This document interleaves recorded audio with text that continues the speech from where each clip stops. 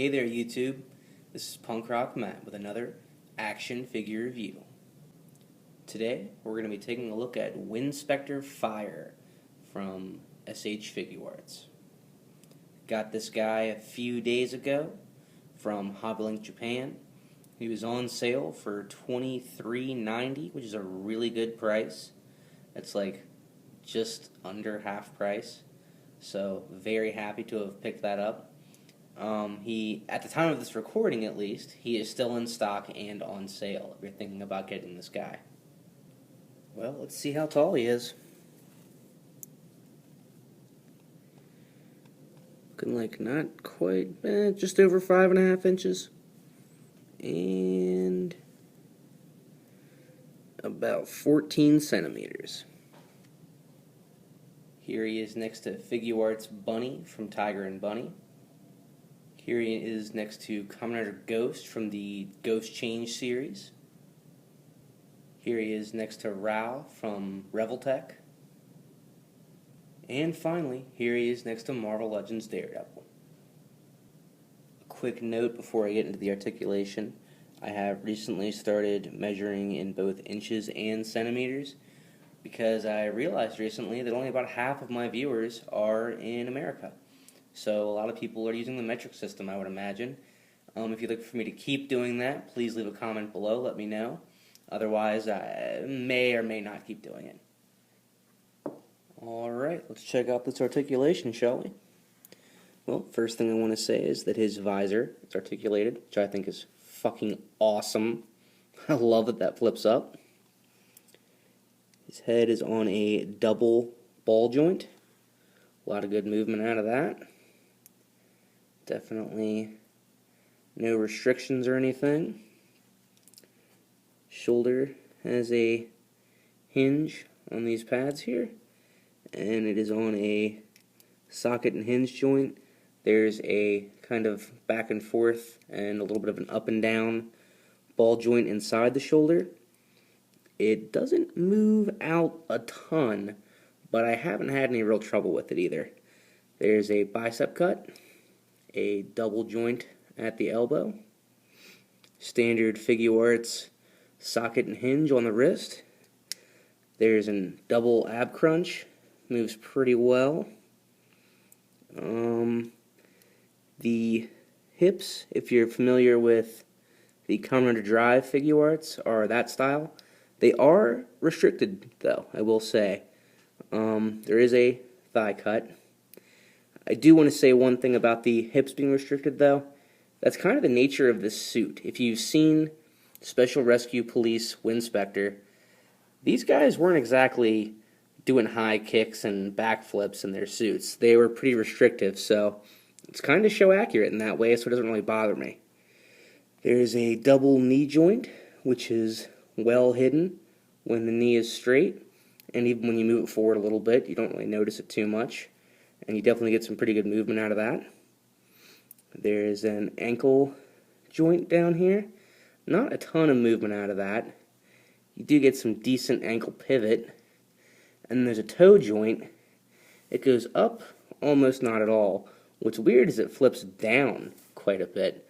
I don't really know why they did that, but hey, I'll take it, I guess. So some pretty good articulation on this guy.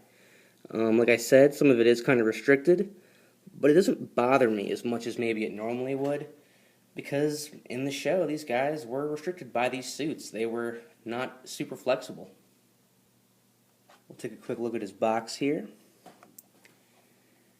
This is one of the compact style Figuarts boxes, which I really like. Winspector Fire, picture of the figure. On the back we have some posing options and shows off some accessories. Really nice. Love this style package. As I've said before in some of these reviews on Figuarts and other Japanese figures, it's easily resealable. I can stow the figure away very easily if I need to, and I always like that. Before we look at his accessories, I want to look at a couple of things that come in box. First, there's this little instruction manual, Billy Bob here. It just kind of shows you what moves and that kind of stuff, which I think is always nice to include. And there's also a little, like, advertisement for Michael and Walter. I didn't actually realize that there were figures of these guys. I guess maybe they are exclusives. I haven't seen them anywhere. Nothing on the back there, but it's good to know. First, we'll take a look at his hands. He has two of these default fists. They're just straight up black, but that is how they are. These came on in package. And then he has two sets of these splayed open hands, like those, always good for dynamic posing. He's got the other one on right there. He has two of these standard gripping hands, and then two of the trigger finger hands, or pointing, like, hey, you there, stop that. You know, he's a special rescue cop. Sometimes you got to tell people to stay in line. Then he also has the Datric M2.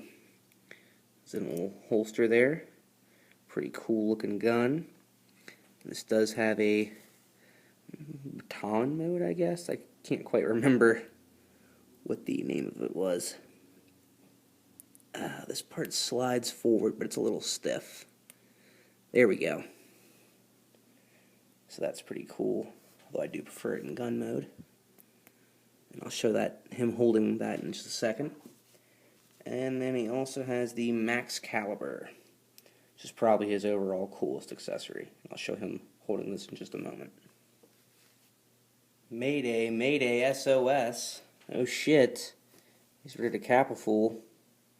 Well, I like this gun a lot. He holds it really well. It goes in and out of his hand very easily. Very cool accessory. Definitely has some cool posing options with this one. Probably my favorite, although I do also really like Max Caliber. Here he is with the Max Caliber. Really cool accessory. Not quite as easy to get into his hand as the gun, but definitely neat. The blade there is a little bit translucent, which is pretty cool. I will note that I knocked his elbow pad off about 3 times trying to adjust this thing, so I just said fuck it and left it off. But still very cool accessory. Like it a lot. Also, just a quick note, you might think about using some super glue on those elbow pads, because during the course of this review I've had it fall off about 4 or 5 times. Kind of annoying. If you're going to do that, though, definitely be careful, because it's a small part and you don't want to leave residue, which looks, not very good. And you definitely don't want to glue the joint in place, because that'd be terrible. So in closing, I just want to say I am really happy with this figure. I do just love the way he looks. He's very, very show accurate. I think that even though his articulation is a bit restricted, it's no big deal. I do feel like, it was that way in the show, and so if it's that way with the toy, I can deal with that. His overall functionality is good. I mean, his accessories fit well, and the gun goes in the holster well and everything like that. He doesn't have a real hard time holding them. The fiddly elbow pads aren't my favorite, but I can deal. So I definitely suggest this figure if you're a Winspector fan or a Metal Hero fan in general, especially at the price I got him for. If you can get him while he's still on sale from Hobby Link Japan, it's a good buy. Very cheap for a high quality figure.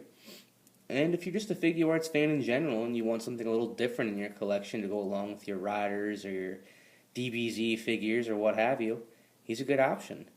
So if you were thinking about buying this figure, I hope I helped you make up your mind. I definitely suggest him, like I said. And I appreciate you watching. Take it easy, YouTube.